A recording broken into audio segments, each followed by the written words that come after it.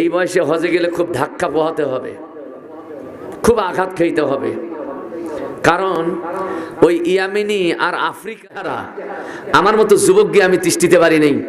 এইভাবে হাত এরকম করেছে, আমি একেবারে 2 গজ দূরে গিয়ে চটকে পড়েছি। কথা বুঝতে পেরেছেন? এই জন্য যেহেতু নবী বলেছেন আল হজ্জ আজ্জন, হজ হলো কঠিন কাজ। কঠিন কাজটা বুড়া বয়সে করতে হয় না, জোয়ান বয়সে। জোরে বলেন ভাই। এই জন্য হুজুরকে অনুরোধ করবো আজকেই নিয়ত করে ফেলবেন এবং আগামী দিন থেকে রেজিস্ট্রেশন করার জন্য চেষ্টা চালাবেন। এই বয়সেই যেন আল্লাহ তাআলা খানায় কাবার মেহমান আপনাকে বানায় নেয়। সকলে বলুন আমিন। আমি যে কথাটি বলতে চেয়েছিলাম সেটি হলো খানায় কাবার মেহমান হইয়া যারা আরাফার ময়দানে যায়। কোথায় যায়? আরাফার ময়দানে। এই আরাফার ময়দানে যারা যায়, স্যার তো হজ করেছেন না? এ তো খারাপ কথা স্যার। আরাফার ময়দানে যারা যায়, খুব মনোযোগ, এই আরাফার ময়দানে যে হাজী সাহেবরা যায় আল্লাহর আইন মেনে হজ করতে, এদেরকে সম্বর্ধনা জানার জন্য আমার নবী বলেছেন আল্লাহ আরশে মুআল্লার থেকে প্রথম আসমানে নেমে আসেন। একটু জোরে বলেন, আরো জোরে বলেন। আমার ভাইরা, আমার নবীজি বলেছেন আল্লাহ ওইখানে নেমে সব ফেরেশতাদেরকে ডাক দিয়ে বলেন, এই ফেরেশতারা, আমার এই আরাফার সাথীদেরকে তোমরা সৃষ্টি করতে নিষেধ করেছিল না? ফেরেশতারা লাজবাব, কোনো উত্তর দেবে না। আল্লাহ বলবেন, দেখো যাদেরকে সৃষ্টি করতে নিষেধ করেছো, আজকে তারাই ধুলো মলিন অবস্থায় আরাফার ময়দানে আমাকে সিজদা দেওয়ার জন্য, আমার নামের বরত্ব মহত্ব বর্ণনা করবার জন্য পাগল হইয়া লাব্বাইক আল্লাহুম্মা লাব্বাইক লাব্বাইক লা শারীকা লাকা লাব্বাইক ইন্নাল হামদা ওয়ান নি'মাতা এই স্লোগানে মুখরিত করেছে। কি পুরস্কার দেওয়া যায়? আল্লাহ ফেরেশতাদেরকে বলছেন কি পুরস্কার দেওয়া যায়। ফেরেশতারা কোন বলে, আল্লাহ তোমার গোলামদের তুমি পুরস্কার দিবা, কি দিবা এটা তুমি ভালো জানো। হাদিস শরীফের মধ্যে এসেছে আল্লাহ তাআলা বলছেন তোমরা সাক্ষী থাকো, আমার আরাফার সাথী যারা এখানে এই মুহূর্তে তাদের সকলকে ক্ষমা করে দিলাম। আপনারা তো সুবহানাল্লাহ বললেন, ফেরেশতারা কি বলছে জানেন? আল্লাহ দেখতে পাচ্ছি যাদের ক্ষমা করে দেওয়ার মতো তারা তো ক্ষমা পাবেই, কিন্তু এই ক্ষমা প্রাপ্ত হাজীদের সাথে কিছু পাজিও আছে। যেরকম কি আছে ভাই? পাজি, যারা সুদের ঘুষের টাকা জমা করে ওই টাকা দিয়ে হজে গেছে। এ কি? আরে বাবু কথা কর না কেন? আমি বলি নাই, আমার রাসূলের বক্তব্য আছে এই ব্যাপারে। হাজীদের সাথে পাজিও আছে। ফেরেশতাগণ বলে, আল্লাহ এদের কি হবে? এরা তো গুনাহগার, এরা তো পাপিষ্ট পাপাচার, এদের কি হবে? আল্লাহ রাব্বুল আলামিন ফেরেশতাদেরকে ডাক দিয়ে বলে দেন, রে ফেরেশতারা শোন, আমার ভালো বান্দার সোহবতে আজকে আরাফার ময়দানে যারা মদখোর তারা এসেছে, সুদখোর এসেছে, বেবিচারী লোকেরাও এসেছে, আমি আল্লাহ রাব্বুল আলামিন এই ভালো লোকদের খাতিরে আজকের খারাপ লোকগুলো আমার ক্ষমা পেয়ে ধন্য হয়েছে, তাদেরকেও আমি আল্লাহ মাফ করে দিলাম। আমার ভাইরা, আমার বাবাজিরা, আল্লাহ যাদেরকে বেশি ভালোবাসেন, যাদেরকে বেশি মহব্বত করেন, যাদেরকে বেশি পছন্দ করেন, তাদেরকেই কাছে ডাকেন আর তাদেরকেই বারবার নাম ধরে রাখেন। ঠিক কিনা বলেন? ইয়া আইয়ুহাল্লাযীনা আমানু, আল্লাহ তাআলা মহব্বত করে ভালোবাসা ডাক দিয়ে বললেন, হে ঈমানদারেরা, হে বিশ্বাসীরা, তুবু ইলাল্লাহ, তোমরা আল্লাহর কাছে তওবা করো, আল্লাহর কাছে মাপ চাও, আল্লাহর কাছে ফিরে আসো। যাদেরকে আল্লাহ ভালোবাসেন, যে ঈমানদারদেরকে আল্লাহ মহব্বত করে বারবার ডাকেন, এটা তো ভালো কথা। আল্লাহ ডাকলে যতবার ডাকবেন ততবার ঈমানদারদের জন্য এটা ভালো কথা, ভালো সংবাদ।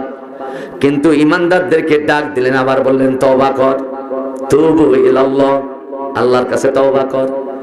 আপনি কোন দৃষ্টিতে এই আয়াত দুইটাকে পাশাপাশি বসায়া অর্থ করবেন? আমার ভাইরা, আমার বাবাজিরা, তার মানে আল্লাহ যে ঈমানদারদেরকে ডাক দিলেন আবার বললেন তওবা কর, আল্লাহ তাআলা ভালো করে জানেন এরা ঈমানের দাবি করেছে ঠিক, ঈমানের রূপ ধারণ করেছে ঠিক, কিন্তু আমি আল্লাহ জানি এখনো ঈমানের বিন্দু মাত্র অবস্থা এদের মধ্যে সৃষ্টি হয় নাই। যেই কারণে আল্লাহ ডাক দিয়ে বললেন, ইয়া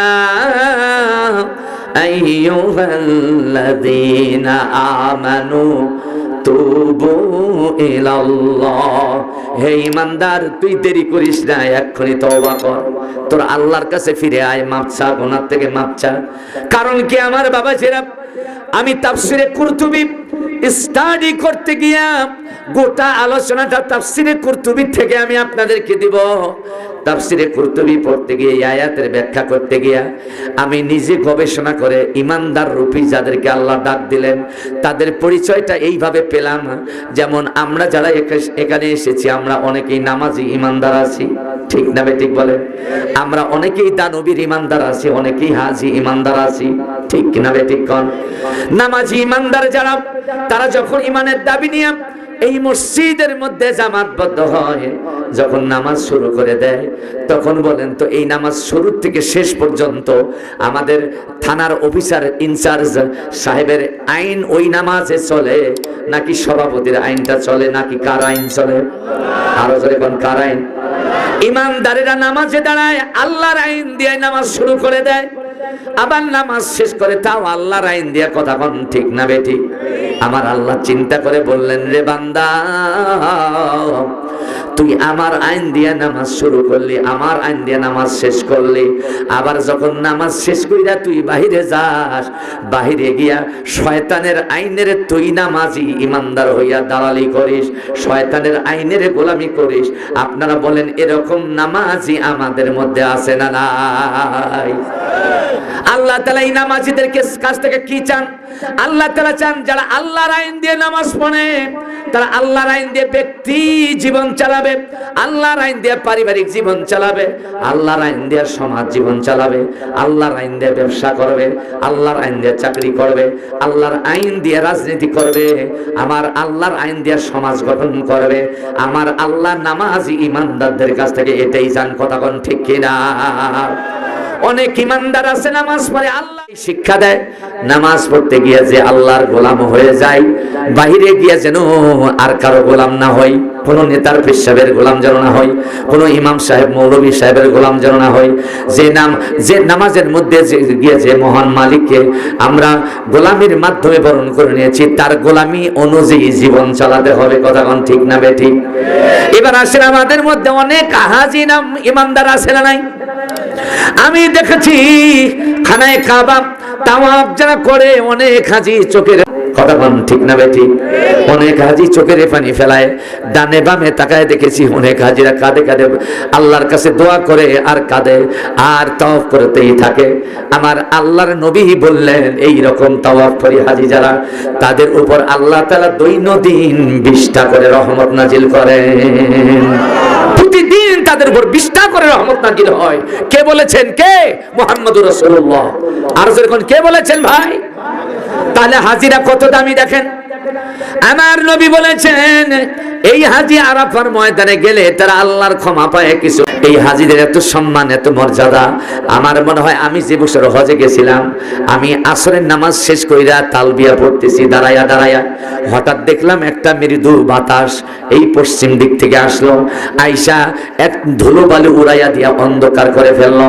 আর ওই অবস্থায় আকাশের দিকে আমি তাকায়া দেখি কালো রঙের একটা মেঘ, বড় একটা মেঘ আইসা আরাফার ময়দানের উপরে টোপা টোপা কয়েক ফোঁটা বৃষ্টি দিল। আমার মনে হলো এটা যেন মেঘ নয়, এটা যেন বৃষ্টি নয়।